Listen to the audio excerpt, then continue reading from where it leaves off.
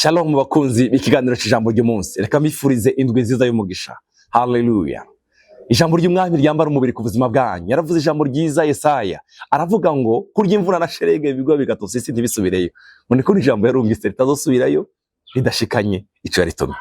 Ijambo ry'uyu munsi ryambara umubiri ku buzima bwawe. Ngufitiriye ijambo. Ijambo ngufitiriye riravuga ngo ineza, witega ineza y'Imana itagira umupaka. Ineza y'umwami ntigira umupaka. Hallelujah. Ndakwifurije ineza y'Imana. Iyi ndwi uzobona kugira neza ku mwami. Kugira neza ku Imana kusobe ku buzima bwawe. Reka dusome Izaburi ya 27:13. Haravuga ngo mba narihebuye. Iyo ntizera yuko nzobona kugira neza kuhoraho mwisi y'abakiriho. Banararabze. Hallelujah. Iyo ntizera ko nzobona kugira neza kuhoraho. Reka nkwifurize kubona kugira neza ku mwami. Reka ngusengere ngo Imana icishugura neza kwayo kose iruhande yawe, mu buzima bwawe, mu vyukora, mu muryango wawe. Witege kubona ineza y'Imana. Mba narihebuye. Iyo ntizera ko nzobona kugira neza ku mwami. Umva, ntiwigere wihebura mu buzima bwawe. Umva, witege ineza y'umwami. Witege ukugira neza ku mwami. Hallelujah. Witege ineza idasanzwe, ineza itagira umupaka, uyitege mu buzima bwawe. Mba narihebuye. Iyo ntizera. Shishikara kwizera. Reka gucika intege. Umwami Yesu arabishoboye. Hallelujah. Hallelujah. Mba nararavye iyo ntizera. Ntukigere utakaza kwizera mu buzima bwawe. Ntukigere utakaza kwizera mu vyo ukora mu buzima bwawe bwa mwisi yose. Mba narihebuye iyo ntizera ko nzobona kugira neza kuhoraho mwisi y'abakiriho. Umurongo wa 14 ni witege uhoraho. Rema umutima wawe uhumure nuko ni witege uhoraho. Witege uhoraho. Witege ineza y'umwami muri yindwi. Witege ineza y'umwami. Witege kubona kugira neza ku Imana. Muri vyo ukora mu kazi kawe ka misi yose, witege ineza y'Imana. Oh, hallelujah. Ineza y'umwami. Ni witege uhoraho. Rema umutima wawe witege uhoraho. Rema umutima wawe witege uhoraho. Zaburi ya 31:19 ravuga ngo erega ukugira neza kwawe ni kwinshi. Hallelujah. Imana irafite stock yo kugira neza kwayo. Imana ifite stock yo kugira neza kwayo. Imana ifate stock yo kugira neza kwayo. Yicishe mu buzima bwawe. Erega ukugira neza kwawe ni kwinshi. Ukuwabiki abakubaha.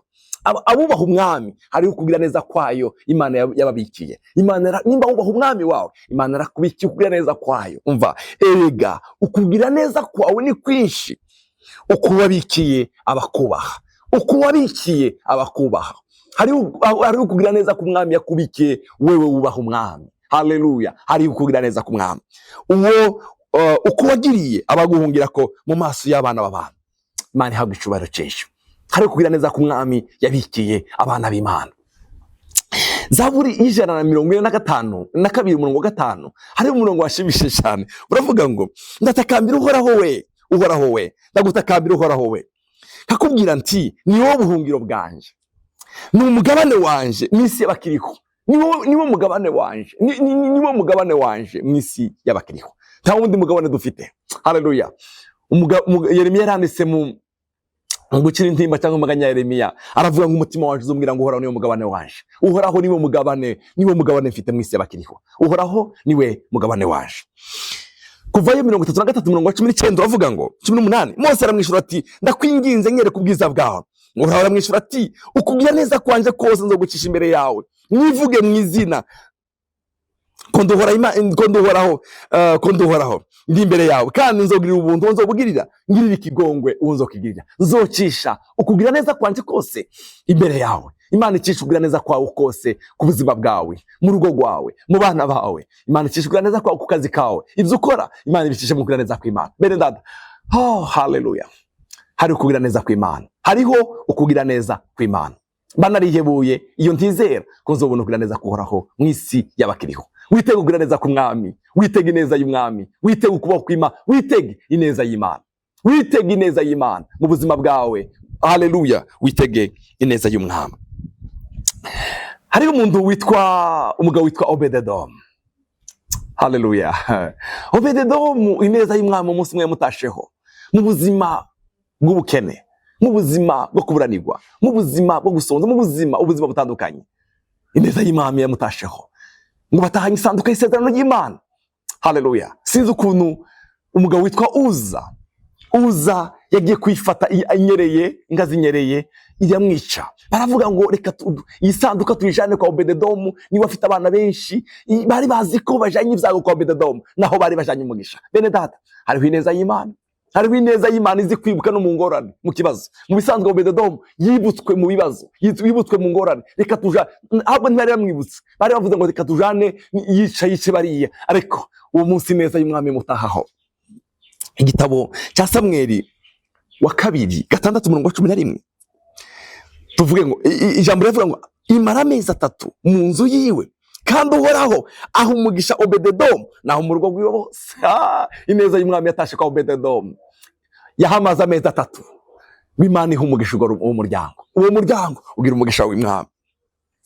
Bukeye babarira Dawudi bati uhoraho yahaye umugisha urugo rwa Obededomu n'ibyo afite byose kubwa ya sanduka yiwe. Nuko Dawidi arahaguruka aja gukura isanduka y'Imana kwa Obededomu, ayitahana ku mugwa wiwe anezerewe. Amen. Ineza itagira umupaka yatashe kwa Obededomu, ngo abantu bahora bazana amaturo, amashikanwa, igihugu cyose ngo bikaza gutura mu mezi 3, ngo umugwiza atunga isi, Israeli yose irabimenya. Hari ineza ritashe wiwe. Haleluya. Ndakwifurije ngo ineza y'Umwami, ineza y'Umwami itahe mu byawe, itahe mu wawe, itahe mu muryango wawe, itahe mu byo ukora. Ineza y'Imana itagira umupaka.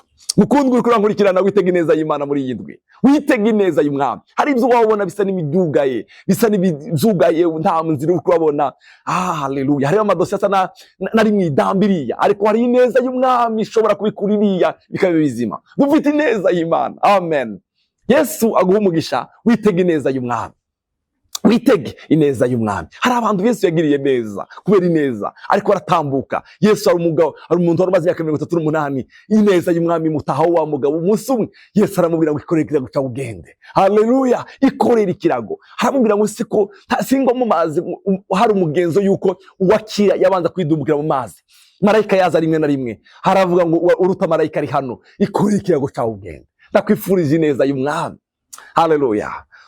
Haleluya. Dawudi yaravuze ngo nari umusore none ndashaje, sinarigere mbona umukiranutsi asegerereza. Haleluya. Ineza y'Umwami itahe ku buzima bwawe.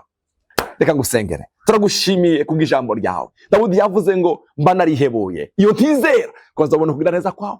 Mwami wanje, turakizera ko ugira neza kwawe, turiteze ineza yawe mu byo dukora, mu miryango yacu. Nasengeye uri kurankurikirana, inondwi imubere ndwi y'umugisha, abona ineza yawe, abona ineza yawe Mwami, kugira neza kwawe kwinshi gutaye mu rugo rwiwe, gutaye mu mubyiwe. Izina ryawe rihabwa icubahiro. Ineza y'Umwami itagira umupaka ibe ku buzima bwiwe. Urakoze cyane. Amashimwe kugarukire mu izina rya Yesu Kristo Umwami wacu. Amen.